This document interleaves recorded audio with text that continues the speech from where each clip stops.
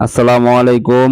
আজকে আমি চলে আসছি আপনাদের কাছে আমার একটা পরীক্ষা করছি ওটা শেয়ার করতে। তো যেটা শেয়ার করবো সেটা হচ্ছে আমার এই দেখেন ছোট্ট একটা মিনি পুকুর তৈরি করছি। একবারে ছোট। আমার হাতে নেয়া এই দেখেন হাতে কতটুকু সাইজ। একবারে ছোট একটা মিনি পুকুর তৈরি করছি।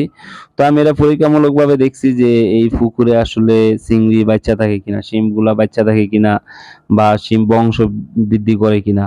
তো সেটার জন্য আমি মোটামুটি আজকে অনেকদিন হইছে এটা রাখছি এখানে। তখন কিন্তু প্লান্ট ছিল আরটু কম। আরো একটু না, আরো অনেক কমই ছিল, সামান্য ছিল। তারপর দেখেন এখন নতুন করে সাইডে শ্যাওলা পড়ছে।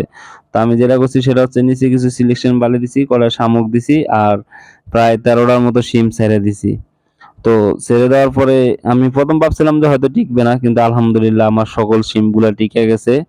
তো আমি যেটা মনে করি যে আপনার শিম পালন করাটা কিন্তু একদম সহজ। অনেকেই কিন্তু শিম পালন করেন কিন্তু শিমগুলা মারা যায়। এর কারণ একটাই, আপনার পানির সাথে অ্যাডজাস্ট হয় না। যখন আপনার শিম একবার পানির সাথে অ্যাডজাস্ট হয়ে যাবে তখন আর দেখবেন যে আপনার শিম শুধু বাড়তেই থাকবে কিন্তু কখনো কমবে না। তো শিম্পের আসলে একটা সমস্যা সেটা হচ্ছে পালন করার জন্য আপনার একটা লাইফ প্ল্যান লাগবে।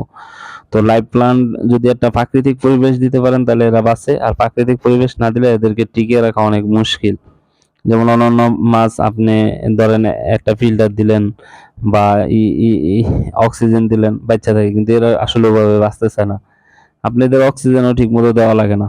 যদি অক্সিজেন ফিল্টার কিচ্ছু লাগে না। খালি একবার পানির সাথে অ্যাডজাস্ট করে নিতে পারলেই হয়। এই দেখেন আমি এখানে একটা প্রাকৃতিক পরিবেশ দিছি, বাস হয়ে গেছে। আবার এদিকে দেখেন যে ছোট্ট একটা এই কফির ডিব্বার ভিতরে কেমনে আমি শিম রাখছি। এটা কিন্তু অনেক মাস যাবত রাখছি। এখানে ২ টা শিম্প আছে। একটাও কিন্তু মরে না, বাচ্চা রইছে। মাসে ১ দিন ঠিকমতো খাবার দেই না। তাও কিন্তু এরা বাচ্চা রইছে। শুধু বাচ্চা-কাচ্চা দেয় না এখানে। এই দেখেন পানির অবস্থাও কিন্তু খারাপ। আমি কিন্তু পানিও কিন্তু বহু মাস হইছে পরিবর্তন করি নাই। তো যারা শিম পালবেন আমি মনে করি তাদের জন্য একটা কথাই বলতে পারি যে আপনারা শিম পালার আগে অবশ্যই আপনারা একটা প্লান্টেড অ্যাকুরিয়াম করার চেষ্টা করবেন। যদি আপনি একটা প্লান্টেড অ্যাকুরিয়াম করতে পারেন তাইলে আর আপনার শিম্প নিয়ে কোনো চিন্তাই নাই। দেখবেন শিম্প একবার যখন পালবেন দেখবেন যে শুধু বাচ্চা দিতেই থাকবে।